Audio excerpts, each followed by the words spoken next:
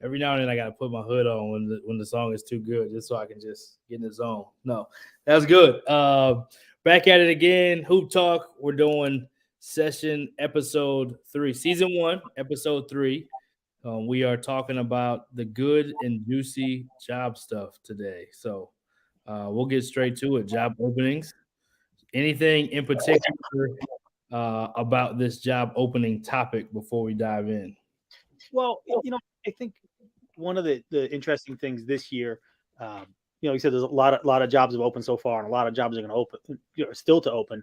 But I think one of the interesting things is the speed in which some of these jobs are getting filled, and the lack of speed that others, look at, Florida Gulf Coast and South Dakota, how quickly they moved.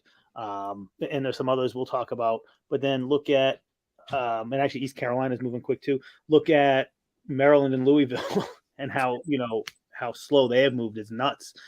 So I think there's some ADs out there. I mean, actually, and look at Georgia. Look what Georgia did too. Georgia moved fast, really fast. So I think some ADs out there have done a really good job of kind of, and every AD in their country has a list in their top desk drawer of, if they make a change, where they're going. And I think some of these ADs have jumped on it, done a good job, and have kept their programs, going and put them in a direction. But I think some of these guys that are taking a long time are really hurting themselves. And, I know we're going to talk about it and we'll get there, but, we'll keep talking about Maryland and Louisville. Like, what the heck, man? What is going on? But it's really good to see some of these guys that move quickly and have made some really good hires so far. Yeah, and Illinois State's probably in that same boat too, right? Like they let go of their coach while the season was still going on. Some people thought that wasn't the best way to do it, but they didn't drag it out. They made a decision quickly so they could move forward. And so to their credit, you got to give credit when it's due. They had a plan. Doesn't mean it has to be approved by everyone else, but they had a plan. So, all right, we're going to jump in a little bit differently than last time. We kind of just touched on some jobs last time. This time we're going to kind of dive in a little bit more, but we're going to start at the lower levels and just go straight to hoopdirt.com where you can see this information. We'll go quick JUCO. Anything new that's been posted, and then obviously the biggest job on there right now is probably Howard Junior College. Yeah.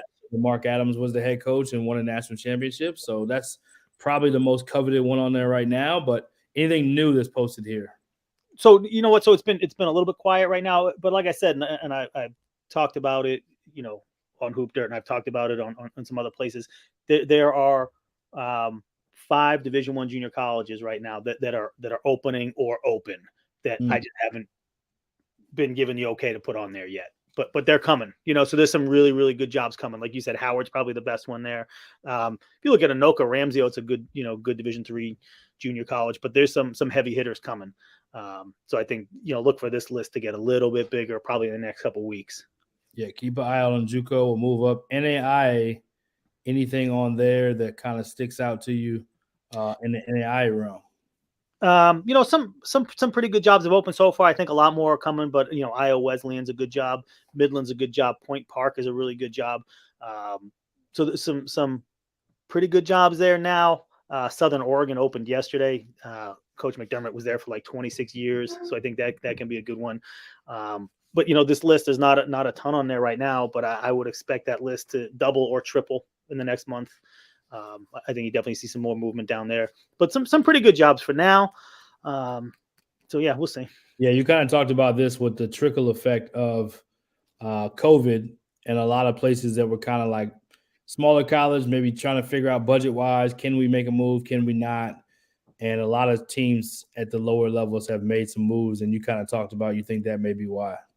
Yeah, I do. And especially, when we get up to the Division IIs and Division IIIs, I think because there were a lot of, you had 2 years in a row, 2020 in that off season, nobody was making a move because the world was like shut down.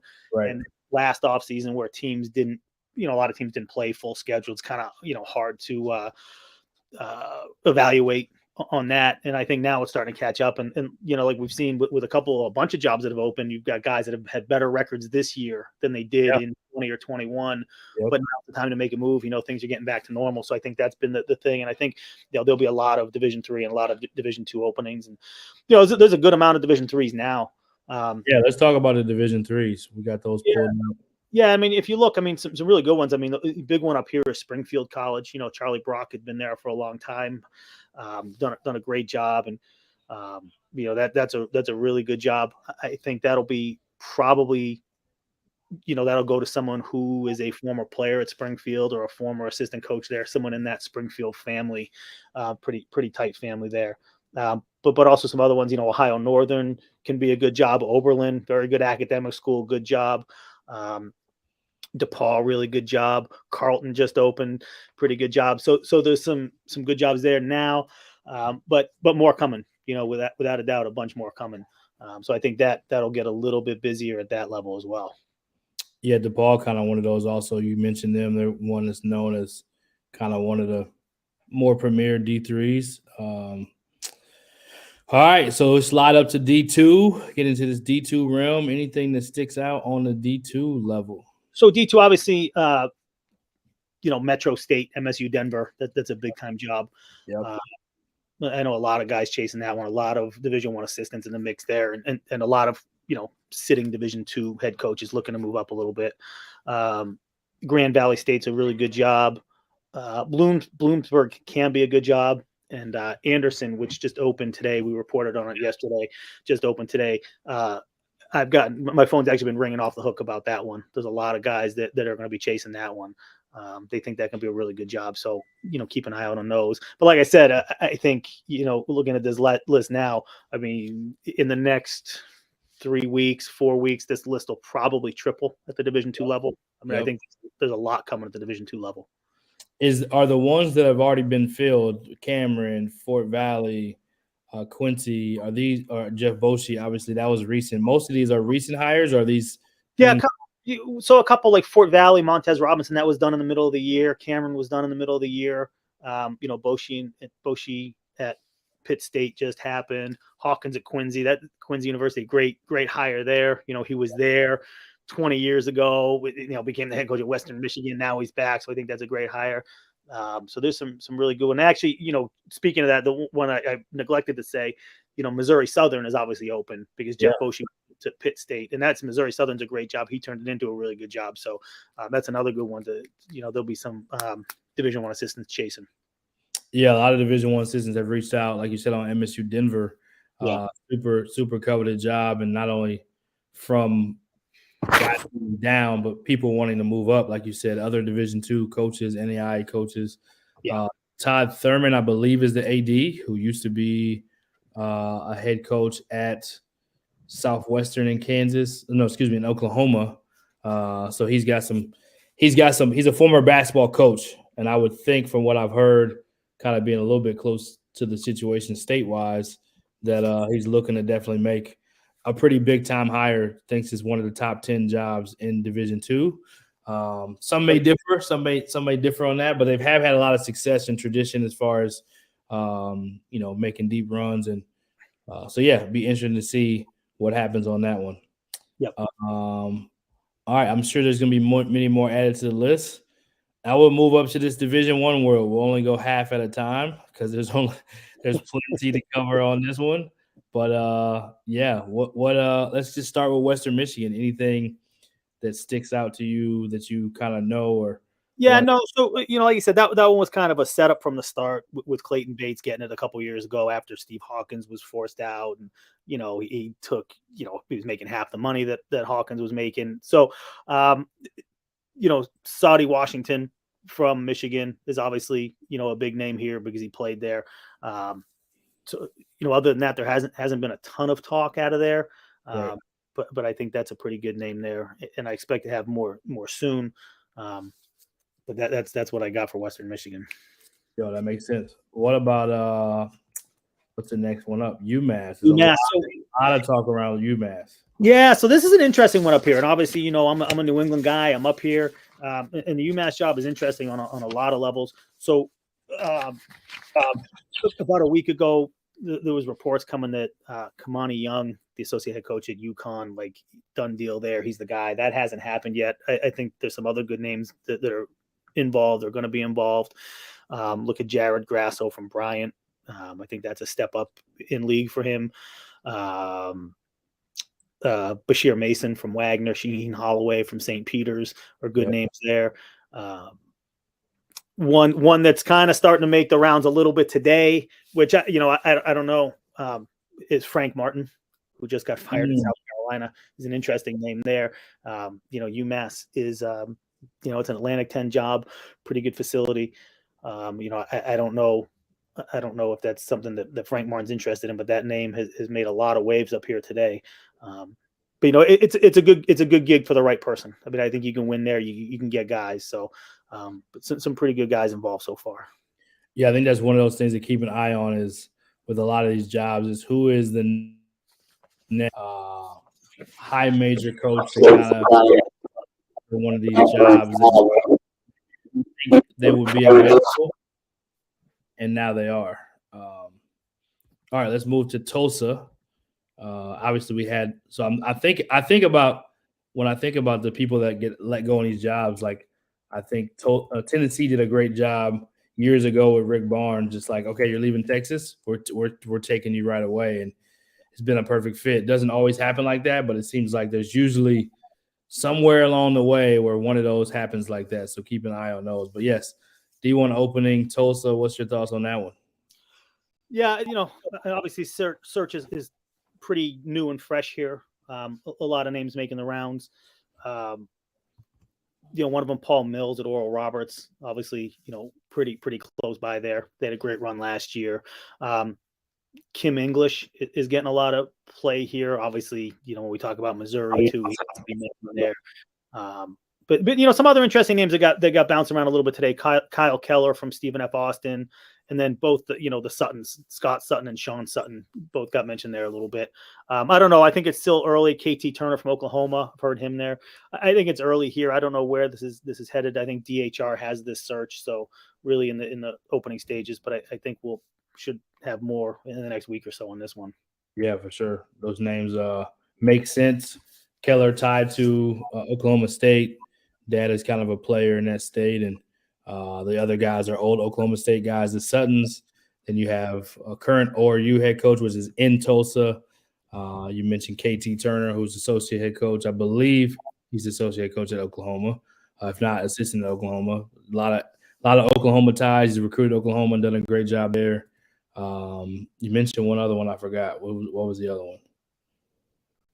Kim English. I think you got them all. Yeah, Kim English was assistant there as well. I thought it was interesting that St. John's head coach came out with a statement kind of saying he was staying, again, that's your neck of the woods, but his name probably was mentioned for this job maybe more than anyone at first. Yeah, no, it was. Yeah, Mike Anderson was definitely a hot name for this job, especially, what he had done at Arkansas and, but he did. I was surprised too to see he came out and issued a statement today that said, right, looking forward to being back at St. John's, and right. But I think it's it's an interesting move that he's headed back and that he's not messing with this Tulsa job. But yeah, I know I was definitely surprised to see that because I think he would have been the leader here at Tulsa. Yeah, and I don't know if it's one of those where it's like the smoke and mirrors where people have to do that and then they end up at the press conference like, well, I didn't know they were gonna. yeah, no, it could be. I don't think it is in this case. I mean, I do think I would think not. If you go that far, normally you're not gonna do it. If you knew it's gonna happen, you probably wouldn't do that. So yep. The Citadel. So three names have been kind of making the rounds here. Obviously, Ed Conroy was the former head coach there, left the Citadel to go to Tulane. He's now an assistant at Vandy. The thing about Conroy is Citadel, in like their 112-year history of basketball, have only had 2 20-win seasons, and he had one of them. So I think he's sniffing around here and would have a chance. Doug Novak, who was actually an assistant to Ed Conroy at the Citadel and then went with him to Tulane. He was actually the interim women's coach at Mississippi State last year, was not retained. He's going to be involved. And then the kind of one who's kind of sniffing around, who we'll see, but is Bobby Lutz, former head coach of Charlotte. He's now on the administrative staff at Ole Miss. But he's a really good coach who's been around a long time and won a lot of games. He really kind of got in a lot of ways wrongfully fired maybe at Charlotte. It seemed like more personal, but they won 20-plus games. Won really every year he was there. It went at a high level and hasn't been able to land back in a head coaching job since. I know he was with Hoiberg for a little bit of Iowa State. I want to say maybe even back in Nebraska. And now you said he's at Yeah, exactly. And you know what? He's a great coach who knows the game and knows the area. And I think he's involved here in some way, shape, or form. Yeah, it makes sense also to look to hire Conroy back after having so much success. Guys have had good formulas doing that. So one of the big ones that's open, going to one of the big dogs now, South Carolina. Some people speculated last year. Obviously, Frank Martin took them to the Final Four. I believe it was in 15 or 17. And well-respected. A matter of if he can coach or not. I think people know that. Similar to Bruce Weber, just great dudes that people root for. And at the end of the day, sometimes the teams are just – programs are just ready to make a move, and they chose to make one. This is not the sexiest job in the SEC, but it's the SEC head coaching job, and some things can get done there. What are you hearing? Yeah, no, you're right. It's too bad that it's hard with some of these jobs, especially in the SEC. You don't have a lot of staying power, a lot of longevity, and it's kind of what have you done for me lately? Like you said, he went to a Final Four in 2017. It's 2022, and they kind of ran him out of there already. So it's too bad because he's a great coach, and I think he'll land somewhere. And I think, like you said, it's an SEC job, maybe not the sexiest one. And I think the one thing that Coach Martin said a bunch of times was, they built a new arena there, and it's really big. And if you don't fill it, even if you get 10,000 people in there, it still seems pretty. It can be big and empty, so not necessarily the home court advantage that some other SEC teams have. So an interesting job for sure. But like you said, an SEC job, I think one name that's going to come up a lot, that's going to come up with every high major job we talk about is Matt McMahon from Murray State. The season he's had, this is it, man. This is the year for him to get something. And this could be one. People talk about Mike Boynton at Oklahoma State just because of his ties with South Carolina. I don't know. I don't know that that's a better job than the one he has, and if that's something that he'd want to do. Dennis Gates has been an interesting name mentioned here from Cleveland State. Another one, Ryan Odom from Utah State. His dad Dave was the head coach there, 15, 20 years ago. A name that I actually really like there is Lamont Paris from Chattanooga. That one's starting to make rounds a little bit. And a real long shot, probably not going to happen yet, but obviously BJ Mackey, who's an assistant at Wake, played at South Carolina, great player there from the area. BJ Mackey, probably one day will be the head coach at South Carolina. I don't know if it's now. So those are some of the early names kind of being mentioned there. So we'll see where that one kind of goes. Yeah, the Mike Boynton one doesn't make sense anymore. Maybe last year people were buzzing on that, and maybe it led to him, being able to secure. But, I mean, he got a pretty massive deal at Oklahoma State, and it doesn't make sense to go that way to a place that ultimately is a harder job from the depth of the league as you look at Texas and Oklahoma are going to the SEC. And he's done just such a good job at Oklahoma State, recruits Texas so well, and just so beloved in that area. And I think when you were talking about it, we talked about this on episode 2, people, when we were coaches, you get to recruiting afterwards. And like I think I saw on their timeline, they got a big commit just like a day or so ago. So they've already locked into the next one and kind of building. So, yeah, that one doesn't make as much sense, but I do like the names that you mentioned for South Carolina, and definitely a sneaky job in the SEC that, to do what Frank Martin did. I don't know that many people are going to Final Four at South Carolina, so he'll definitely be remembered in the highest regard. It's just, again, unfortunately, looking for a change. I missed one that's in South Dakota, which looks like there's somewhat of some news coming here. An assistant in the Pac-12 looks like he's securing this job or has secured this job and will be announced as quick as tomorrow, it sounds like. Yeah, so I talked about this. We got this one late last night. I talked about it last night. Yeah, Eric Peterson from Utah is getting South Dakota. That one's going to be he'll be officially introduced there tomorrow. He was a former assistant at South Dakota. I think 2014 to 18, he was an assistant for Craig Smith before they run to Utah State. He followed him through, so I think it's a good hire there.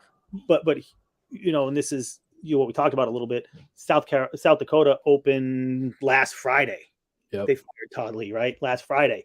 and now this is Tuesday, and boom, boom, boom, they got it done. So, like I said, I think that's an athletic director who kind of knew what he wanted, had this thing lined up, and then is going to make a really strong hire. So yeah, I absolutely. really, happy to see that. Happy to see that get done quickly, and I think they've done a good job there. Yeah, Peterson's good. He knows what it takes to win there. He's done it, like you said, with Craig Smith already. He was a junior college head coach at Wilson State as well and had success. And anybody that knows Eric just knows he's rolling up his sleeves. He's going to figure it out. And good basketball mind, good recruiter, good all around basketball coach. So looking forward to seeing that press conference. That'll be some fun and good news. Next Division I job. Kind of haven't heard a lot on this one. I'm going to skip one and go straight to Sacramento State in California and go to San Diego next. But anything hearing out of Sacramento State? I know there's interim. We usually root for interim coaches when we can. Anything you're hearing if they're going to keep coach there another year? What are they looking to do? Have you heard anything? Yeah, so not getting a ton of names out of Sacramento State. From what I heard, it does not sound like Brandon Laird will be back next year. He's the interim now. But they've been really that's been a tough search to get anything out of. Right. So we don't have a ton there. Yeah, no problems at all. And hopefully, like I said, you never know. Interim situations are so tough. If you ever been in one, man. Unfortunately, they didn't have a great year either. But you never know. In this day and age, you never know. Yeah, and I'll go to one more interim on the West Coast that was filled by a co-conference champion, and just talk about Seattle real quick. And Chris Victor, co-conference champion, just great to see him get the chance to have it as his program.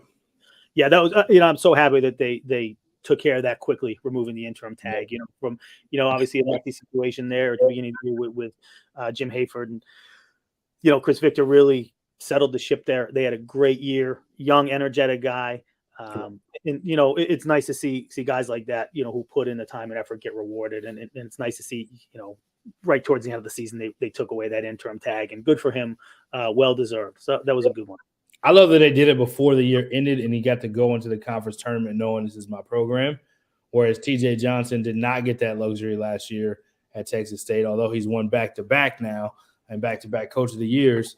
Last year they drug their feet on that one a lot more. So glad to see it for Seattle. They didn't do that. WCC, big-time conference right now. 3 teams in the tournament. This league is as good as it's ever been as far as getting teams in the tournament. What are you hearing on San Diego? Yep. So San Diego, I think it can be a pretty good job there. They haven't been great lately. A couple names, Darren Savino from UCLA, his name's being bounced around. Mike Burns from Boise State, former San Diego assistant. So I think those two have gotten some play. Maybe Dave Velasquez from San Diego State is or could be involved. And then maybe a current Division I coach from the area may be involved. So that's So, but and again, it could be a good job, I think. But those are the names that I'm kind of hearing right now. Yeah, one name, sleeper name.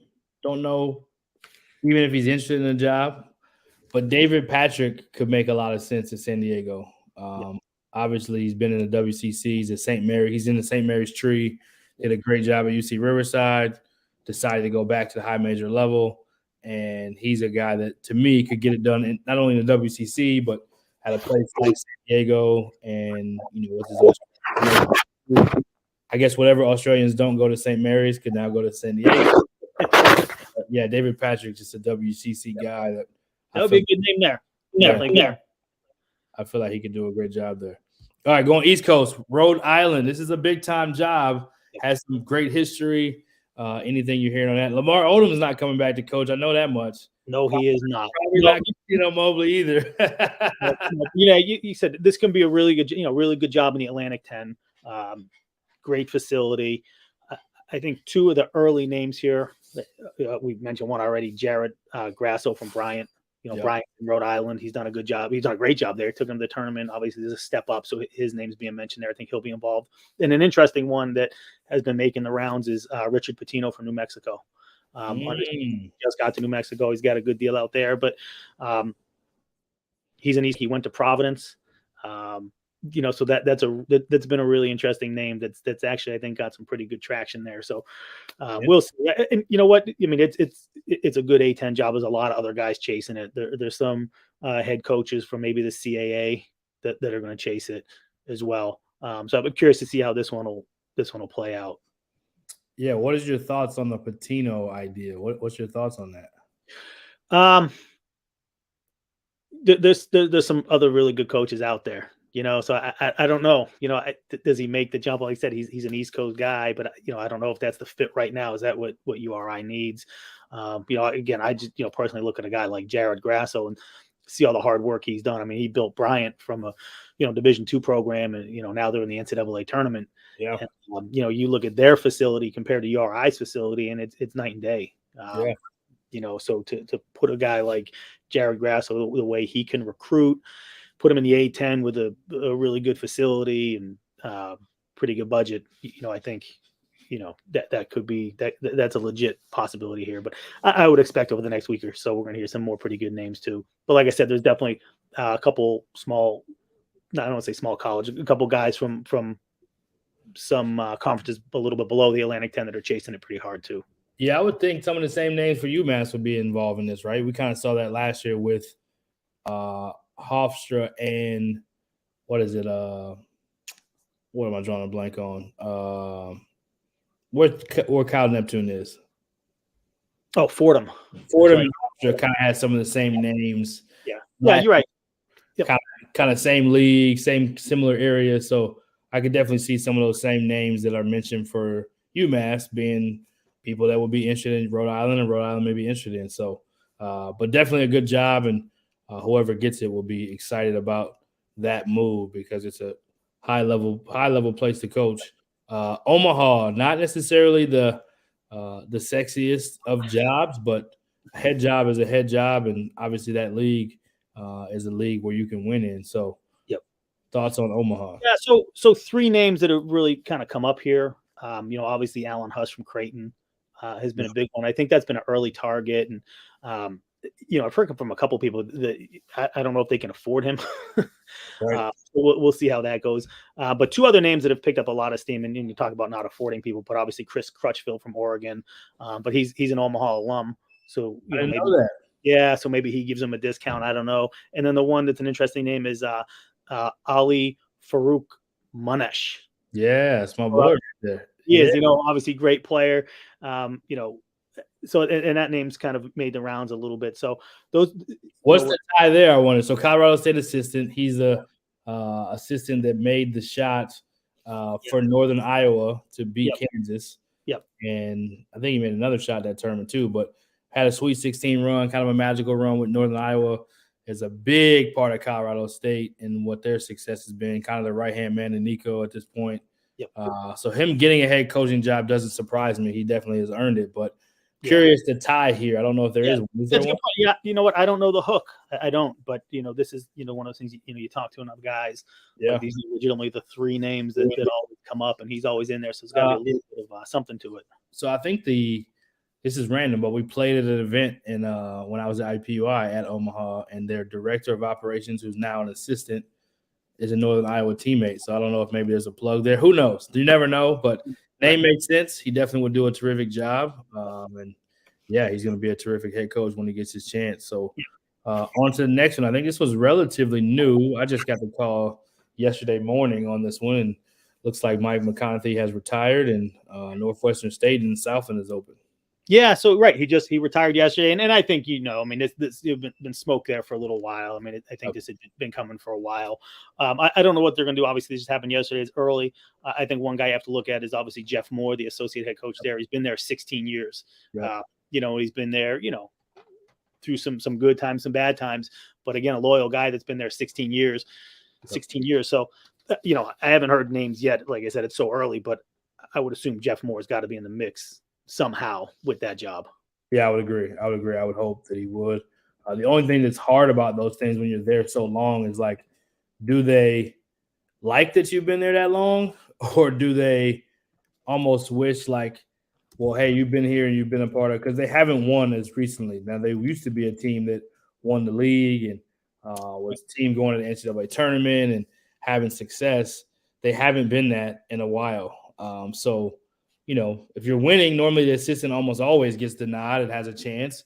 When you're not winning, sometimes the administration may want a new outlook, even though he wasn't the head coach. So I do hope Jeff Moore gets it. He does deserve that opportunity. But as far as I know, they have hired a search. I think I have the search firm in my phone. But anyway, they have hired a search, and looking forward to, it sounds like a little bit in communicating with around the situation. It sounds like people with Louisiana ties. So if you're a Division I assistant or even a smaller college head coach that has Division Louisiana ties, I think you may have a shot. So that's what I'll say about that one. I'm with you on that one. I think it's a good point. Very good point. Big time job again in the SEC, Missouri. Yeah. So, like I said, I'm going to start every high major with Matt McMahon. Who go Matt McMahon? Rightfully so. But then, but then honestly, and I don't know if Kim English is ready for this yet, but his name will be obviously mentioned there. Yep. But some other interesting names, Grant McCaslin from North. And the tie with Kim English is the fact he was an assistant there as well and played there. No, he didn't. Wasn't an assistant there. He played there. Yeah, Kim English played at Missouri. Played in the NBA. He's doing a great job at George Mason in year one. He's only been a head coach for a year, but and you know what? Like I said earlier with BJ Mackey in South Carolina, he'll probably eventually be the head coach there. Kim English will probably be the head coach at Missouri one day. I just don't know if it's now. But some other guys, Grant McCaslin from Northwestern keep coming up there. Todd Golden from San Francisco has been mentioned. But one I really like that has kind of started to make the rounds a little bit is Dana Ford from Missouri State. Yeah. He's done a really, really good job there. He can coach, man. Can really coach. Yeah. So that's one that's in that and they're in the NIT right now. Yeah, they're in the NIT. They're still playing. Yep, they're still playing. So I thought that was an interesting one. So we'll see what I'm up there.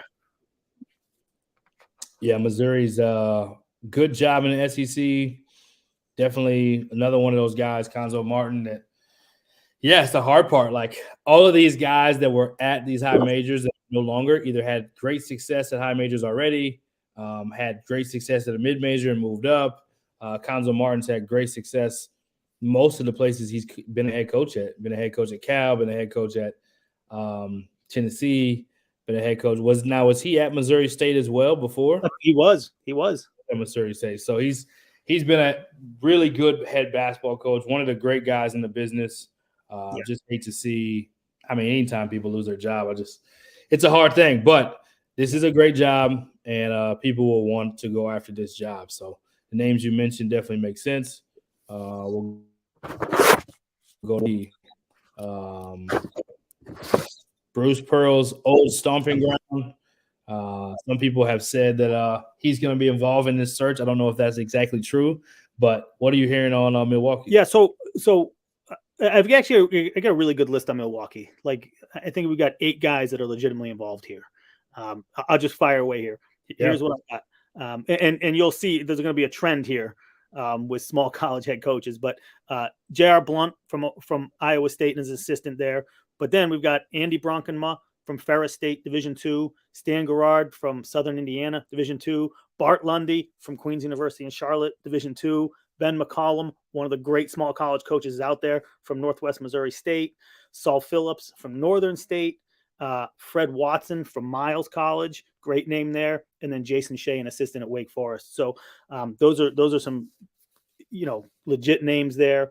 Kind of interesting where, you look at all but 2 of those guys are small college head coaches right now that have really gotten it done at the level they're at. So, interesting to see, like I said, 2 high major assistants, but 6 small college head coaches on that list. And I think that's a pretty legit comprehensive list. If I'm a betting man, I always say this, if I'm a betting man, and I absolutely am, that hire is going to come from that list of 8.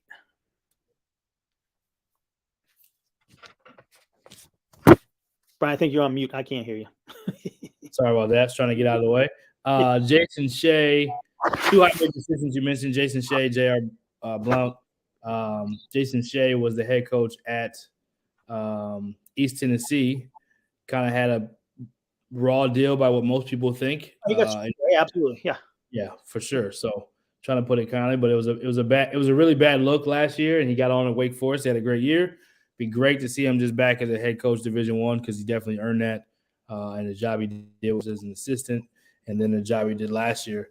And then JR, big part of Colorado State's building, part of Drake as well with Nico. And then this year, Iowa State, nobody expected them to be a tournament team or top 25, and they were. So he's won everywhere he's been. But then all the others, the guys you mentioned, guys that have won at a high level at small college, which is a great formula. I'm going to be honest. I'm biased to that because I've come up through that way. If you can get a proven winner who knows how to get it done with less, then more times than not, as long as the recruiting fit can make sense, I think no doubt you can't go wrong with any of those 8 names you said from what I know. Right. No, I agree with you. And it's a good list. And like I said, I mean, all those names, I think they're focused in on something. So, yeah. Yeah, we'll stick with the M's. This is one of the somewhat controversial ones that's open, not names, but jobs that's open. Starts with Mary, ends with land. Nobody knows what's going on here right now. Nuts, man. I mean, they named Danny Manning the interim back in December. They've had a long time here. But here's what I think's happened at Maryland, though.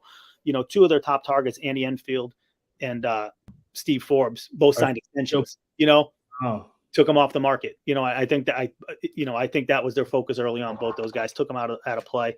I know Kevin Willard is probably in play there. Kevin Willard from Seton Hall. But you know what? Honestly, the longer this thing goes, the more legit possibility Danny Manning is going to get this job. Early on, back in December, I put the odds on it. I had Danny Manning like 100-1 odds or something crazy like that. Now if you were to ask me, I'd put him like 20-1 that he's going to get the job. I just think the longer this thing goes, the other guys are hiring so fast. The guys are going to come off the market here. They're going to come off the board. So I'm surprised it has taken this long. Yeah, the one thing about a place like that, even if they take their time, they can get it right. If the only thing is if you take your time and you don't get it right, it's like, hey, what are we doing? So I think that's the part where they can get it right because there's so many people that are in the tournament now that are going to make runs, that are going to be hot names. It's just the recruiting part has to fit at Maryland. You can't get somebody who doesn't fit recruiting in that area, in my opinion, and it's not going to hire staff that makes sense there. Too many players from that area are going to Villanova or some of the other places that, some of those guys need to be staying home, in my opinion, and I don't know as much as you know about this job, but you can still get it right, Maryland. I'm not saying Danny Manning is right or wrong, but whatever you do, if you're going to do Danny Manning, be decisive and do it, and then back him. Let him have a chance to be successful. Don't just give him a 1-year Band-Aid. And if you're not going to do that, then figure out who you're going to go with and make it the right one. That's what I would say. No, you're right. And and the AD has actually, come out and said that he understands how important recruiting the DMV is. Like he got to recruit the DMV. So he said, whether it's the head coach or the head coach is going to commit to hiring assistants with the DMV ties. So, right. The AD is aware of kind of what needs to be done. So whether it is a Danny Manning or even a Kevin Willard, you're going to have some strong DC, Maryland, Virginia assistants get hired there. Right. No doubt. All right, let's go to Maine. Speaking of East Coast, more up your neck of the woods, what you think about Maine? Yeah, it's a really, really tough job up in Maine. They haven't been good there in a long, long time. Facilities are lacking, but it sounds like you're going to start putting some money into it. So it could be a good job. Really, really tough place to recruit to, kind of in the middle of nowhere. But, you point out Vermont's gotten it done, so why can't Maine, with a little investment in the program? I think the name that a lot of people want to talk about is Will Brown. Will Brown was the former longtime head coach in Albany. Albany League. He's out now. He's coaching in the PBA or CBA or whatever, one of these minor league BA teams. I don't know. So his name's gotten a lot of traction up there. I know he's chasing it pretty hard. A couple other interesting names. I think John Gallagher at Hartford. I don't know that he necessarily wants this job, and it's not necessarily a better job than he has, until Hartford goes Division III. Right. So I think that's an issue, and I think there might be some thought that maybe they won't go Division III. If some other things happen there, but I don't think that's going to happen. So I think someone like John Gallagher should be involved in the main job. Jesse Bopp is a New England guy. He's the associate head coach at Florida International. His name's mentioned a little bit. I know there's a really good Division II head coach involved. And one name which is not going to happen. A lot of people want to mention Chris Markwood from BC because he's a Maine guy. He's from Portland, Maine. He's probably making triple at BC. What he can make at Maine, and Maine, could be a career ender. So that's not happening. But so like I said, I don't know why they wouldn't hire Will Brown. I mean, he's won, right? One in the league. So we'll see. I don't. Those are the names I have there right now. Have they given you any indication on Jay Stedman if he has a chance or not? Those are always tough things too. And I've heard Ednisha Curry mentioned just because she was just there. Obviously, with Portland now, I don't know if they would make that kind of a move, that bold of a move. I don't know if she wants the job, but those are names that were mentioned as well. Yeah, no, I think, I don't know about Ednisha Curry. Like I said, I don't know if she'd be interested or not, and if that's something Maine would do. It should be a great hire because she knows basketball. But you bring up a good point with Jay Stedman. I mean, early on, we were hearing a little bit that he will have a legit chance at it. I don't know where that's gone. I haven't heard a lot lately on that. He's a good guy. He's a really good guy, and I'd like to see him have a chance. I just don't know. I mean, he was only there for a year. Obviously, they weren't very good and made a change right at the end of the season. He coached them their last 3 or 4 games. Yeah. So we'll see. Tough, always tough. Tough situation anytime you're in those. All right, we got 2 big ones, L and L. We got an LSU and a Louisville. I don't know which one you want to go first. We'll go Louisville first. Okay. Just because. And Kenny Payne, seems like he's still the name. Yeah. Not sure what's going on. Is it going to happen? It's not like the Knicks are in the playoff picture. What's going on here? So obviously, when this thing opened up, everyone talked about Kenny Payne. The Louisville guy, won a national championship as a player there in 1986, and coached at some pretty good places at the college level with the Knicks now. But honestly, probably in the last 48 hours, it's actually really picked up a lot again with Kenny Payne. Yeah. And it's sounding like this actually could be pretty close to being done with Kenny Payne. Yeah. Then that, like from the jump, like that should have been a hire, and they probably should have done it right away. But hey, as long as they get it right. But in my mind, it seems, or from what I've heard and from what I think, it seems like this is where that is headed right now. It just makes sense for so many reasons. Yeah, surprisingly enough, I actually heard some of the same. So sounds like it's wanting to get done on both sides and just a matter of time. So we shall see. Stranger things have happened. Now this other one, a little bit of unexpected on LSU coming open. When it did, how it did, we don't have to get into that. We all know the story enough. This is a big time job. Bottom line, SEC job. We talked about a couple other SEC jobs. This is a big time job in the SEC. So it is. It's a big time job. But obviously, you're going to have issues taking this thing over. I mean, there's going to be some kind of penalties coming down. You're going to need somebody who's going to be able to come in here and be kind of a calming influence and steady this thing for a while and get through some rough storms here.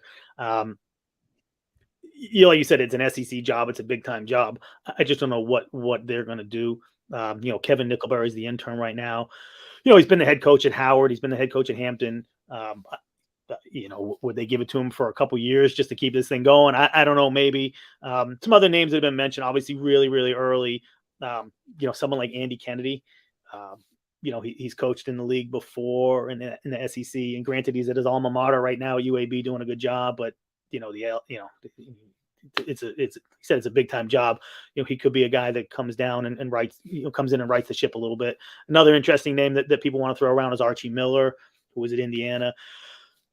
I don't know. I just think it's such an, for this job, I don't think it can be like a young up and coming guy who's going to come in. I think it's got to be someone who's going to just come in, know they're going to get some penalties and have to wear it for a little bit. You can kind of fix what's been done there. So I'm just really curious to see how this one's going to play out. Yeah, I don't know if they're bold enough to do this or smart enough, but I'm going to just go ahead and say Jerome Tang for this job. for his Louisiana ties, recruited Louisiana as well as anybody. And what he built at Baylor from basically as bad of a situation you can be. Not only were they not good, but having that whole Dave Bliss situation they followed. He's been there the whole time. I don't know. I think it will be a cool thing to be able to see make a hire like that. I don't know if they will. I have no one's told me that, but I just like that hire for so many reasons because I think he would do a heck of a job at LSU. Yep. No, it's a good name there, and I think we're going to get up this list a little bit and talk about him some more in a minute. Yeah, I like it. Let's go to Lafayette. This is one probably no one else is probably talking about much. Yeah, it's an interesting job. In the Patriot League, really good academic school. A lot of names being mentioned here. I think a lot of people, for whatever reason, are talking Marcus Jenkins, who's an assistant at Minnesota. His name's come up a lot. I've heard that a lot, yep. I think so. There's two Division III head coaches in New England whose name have come up a lot there. So I think they're kind of focused on, Division III head coaches from high academic schools who probably slide in there. Both of them with Division I experience. Both were longtime Division I head coaches who are now Division III head coaches in New England. So I think that could be the route they're going. And you know me, Brian. I don't always like to say names. I like it. And guys are currently coaching their teams, especially at the Division III level, but two really good, really quality guys, good Division III head coaches at academic schools who've been Division I assistants are most definitely involved there. Yeah, it makes sense. I mean, it's an academic school. It's a Patriot League school. It's a school that, per how it's rated, is rated as one of the toughest jobs in the league.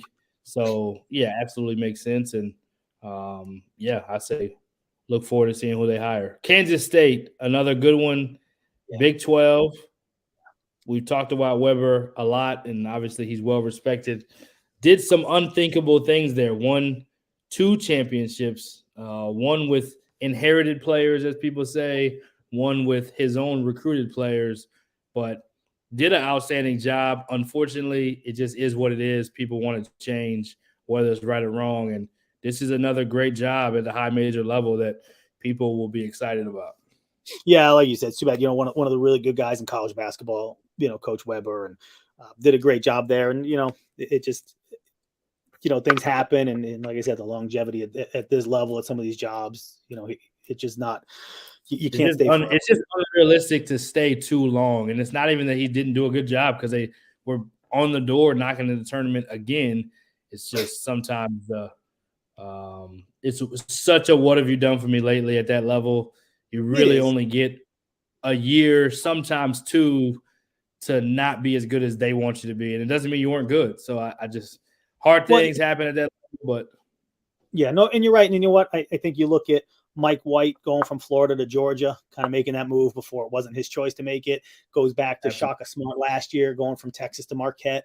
You got to kind of stick and move a little bit. And if you want to keep coaching at a high major, you do have to stick and move and not just stick it out. So, some interesting names here. Obviously the one that a lot of people want to talk about is Brad Underwood. He's former K-State assistant. He played at K-State. He's from the area. He's making so much money in Illinois that I don't even know if K-State could afford him. I know he's talked to people about, there's obviously, K-State being a dream job of his. I just don't know financially or, if this is the right time for that to happen.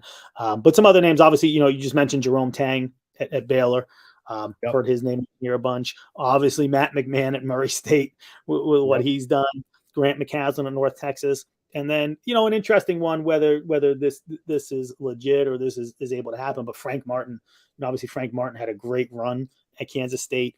He went, 117 and 54 in his 5 years there. And, maybe it's the place for him to return. I don't know, but it's a really good job. And, I'm sure we'll have some other names, but those are the names we're hearing so far. Yeah, I actually read Todd Golden's name mentioned with this job as well. And I actually heard Chris Jan's name mentioned with this job, which I was a little surprised at. And then similar name that you mentioned as well, Missouri State. Dana Ford. Gosh, Dana Ford. I heard his name mentioned as well. Just kind of in random scrolls from fairly decent, sources. So some names that you'll hear for some of these jobs consistently. Jeff Linder's name hasn't been a name that has buzzed as much. He is on the Naismith list as well, so wouldn't be surprised if he's a candidate for any of these type of jobs. Now, Nico Medvedev, on the other hand, just signed another extension, as you mentioned, kind of with Forbes, also with Andy Enfield. Nico Medvedev signed till 2029, I believe. So that's another one that's probably off the list of some of these. So absolutely. Yeah, a new one opened just today, I think. George Washington, was that today or yesterday? Yeah, it was yesterday. And not surprising. I mean, for whatever reason, just didn't work out with Jamie and Christian there. And, he'd only been there 3 years. And there was some talk that, they tried to make a move last year after year 2. So, interesting spot. Really, really early there, obviously. One of the names that makes the rounds is James Jones from Yale. He was involved last time around when it opened up. Another one is Chris Caputo, who's the associate head coach at Miami. For whatever reason, his name has been mentioned there a lot. So, this one's so early, but those are two names that have come up a lot in the last 24 hours. Yeah, Caputo, I want to say, was involved with some of those A-10 jobs last year as well. Possibly his name was kind of floating around a lot. Has done a good job in Miami. They're back in the tournament, so probably a good time to, hopefully for him. I'm sure Larry Naga's kind of on his last few legs there, so that would make sense for him to be at least involved. I don't know what the idea of getting it. James Jones makes a lot of sense, Coach Jones. So, yeah, curious to see. A-10 is it's got a few openings in the A-10 right now. So 3 openings in the A-10 right now, so we'll see how that plays out. Definitely curious to see. So Florida, another one of these SEC jobs. The SEC is kind of open, and from what people say, there may be more open in the SEC, but this is one. Yeah. So last time I say this tonight, Matt McMahon from Murray State could be a good home. And you know what?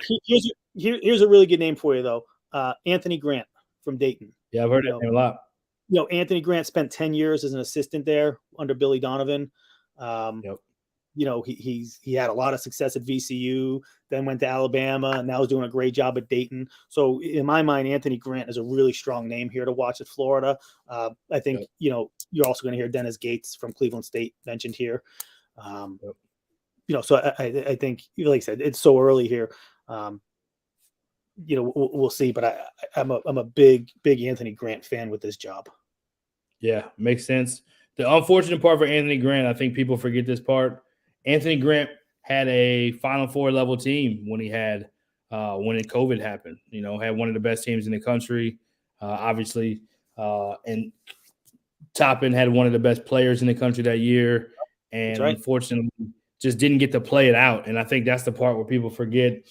The NCAA tournament changes people's lives. When you can do well in the NCAA tournament, you are the person to get those jobs. Hence, Andy Enfield getting USC, and there's many others. But yeah, just it's unfortunate that they didn't get to play that year. I think they obviously were right on the bubble this year, one of the first 4 out. So yeah, he definitely makes sense and has ties to that place. The next one sounds like it's all but done. It's an AAC job that is East Carolina, and I've read sounds like it could be close to done. What's the thoughts on this one? It does. It sounds like, and I mentioned him a couple of days ago, Mike Schwartz, the associate head coach at Tennessee. Sounds like this is all but done. I guess he has to be approved by the board of trustees, board of whatever tomorrow. But it does sound like it's a done deal. The AD at East Carolina had spent time at Tennessee. So I think there's a prior relationship there. But again, this is one of these jobs where it opened on Friday and today's Tuesday. We're talking about, this was in reality probably done yesterday. So again, an AD who had an understanding of what he wanted, went out and got it done quickly. Like I said, it sounds like it's dependent on this, and obviously these board of directors, board of trustees meetings are just, rubber stamp approvals, but it just has to be approved there. And it sounds like that is tomorrow from what I understand. Yeah. And, the Rick Barnes tree continues to mean, he's just good right now. In the recent years, is getting people jobs. If you look at Chris Ogden, got UT Arlington, which technically was through Texas Tech, I guess. But obviously, you talked about Kim English. Des Oliver got a job last year as well at East Tennessee. Right. Rob Lanier is in the tournament at Georgia State. So he's done an outstanding job of helping guys get their opportunities to be a head coach. And Schwartz has been there with him the entire time, and terrific job. And so good for him to get an opportunity. If that is to be true, we know it probably looks like that. So hopefully the board does approve whatever needs to be approved. Ball State, I didn't even know this one was open. I was sleeping. I didn't know this one was open, but Indiana job in the MAC, right? I think. Yeah. Just opened a couple of days ago. James Whitford had been there like 9 years. Not tough to be in a spot that long, and really early here. I think a couple of the early names. Obviously, we mentioned it before. Ben McCollum from Northwest Missouri State. I think he's getting a little traction here. And then an interesting one. So last offseason, Whitford hired Link Darner as an assistant coach at Ball State. So Link Darner's there. He was the former head coach at Green Bay, had a tremendous amount of success at Florida Southern at Division II level. So that's a guy I understand the head coach got fired for maybe not being, winning as many games, but Darner had only been there for a year and is a really good coach. So that's a name that's going to get some play. I actually had a pretty good amount of success at Green Bay and just kind of got a raw deal on that one, as we all, documented last year, kind of out of the blue, and really kind of after job season was over, wasn't really expected, and had finished, I think, 3rd or 4th in the league. And I coached in that Horizon League, and he does a good job with his team. He's definitely a very offensive-minded coach that figures out how to win. And, that's an interesting one. Yeah. So we'll see. And like I said, this thing just happened, yesterday or a couple of days ago. So it's still really early here. But those are some names that have kind of made the rounds early. I think I missed one, and I'll bring it up in just a second. But we got Alabama State left. Mo Williams left to go to Jackson State. No idea on names on this one. Anything you're hearing? Literally nothing. No idea. Couldn't tell you on this one. I know Trey Johnson's the associate head coach there. Maybe he gets the bump. They weren't great. Good move for Mo Jackson to get out and get to Jackson State. But I have not heard a thing. Obviously his job's not going to pay a lot. You're probably looking at an assistant from the league. If they don't promote Trey Johnson. So I have no idea where this one's going to head. Yeah, pretty open. Last year they hired Solomon Bozeman at Pine Bluff, who did a terrific job. He was an Arkansas guy. Strong Arkansas ties. I think it came down to him and Sean Forbes, who was an alum. So maybe an alum from Alabama State, maybe somebody who has ties to that area. Mo Williams had a big tie to the athletic director at Jackson State. That's kind of why he went. Evansville, is that one that's open and I missed it, or is that one not open? Evansville is not open yet. Yes. About 2 or 3 weeks ago, Evansville's AD gave Licklider a vote of confidence, but 2 days ago, Evansville's AD was fired. So that it's going to be interesting to see what happens. And that's one of those situations where, AD goes, does someone internally make a move and get rid of the basketball coach, or is it one of those where we're going to hire a new AD first, and then the new AD next year is going to bring his own guy in. So does that save Licklider for a year? I don't know. So that's an interesting one though, where you get the vote of confidence, and then the guy that gives you the vote of confidence gets canned a couple weeks later. So not so much for that vote. yeah, exactly. So much that didn't. And I've said it before. I don't really love those votes of confidence. If you're going to give me a vote of confidence, give me a new contract with it. Then I'll take your vote of confidence is worth something. But you'll get a new contract. Your vote of confidence doesn't mean a heck of a lot. Yeah, it's tough. Very, very tough. Final thoughts. I guess I will bring up a couple hires. So some new hires that have happened. Florida Gulf Coast made a quick hire, decisive. Georgia made a quick hire, decisive, which we mentioned a little bit. who else was I going to say? Illinois State made a quick hire, very decisive after being open. We mentioned a couple that sound like going to be decisive in East Carolina and South Dakota. What's your thoughts on Illinois State, Jackson State, Georgia, and Florida Gulf Coast? The quick hires. Yeah, good. And you know what?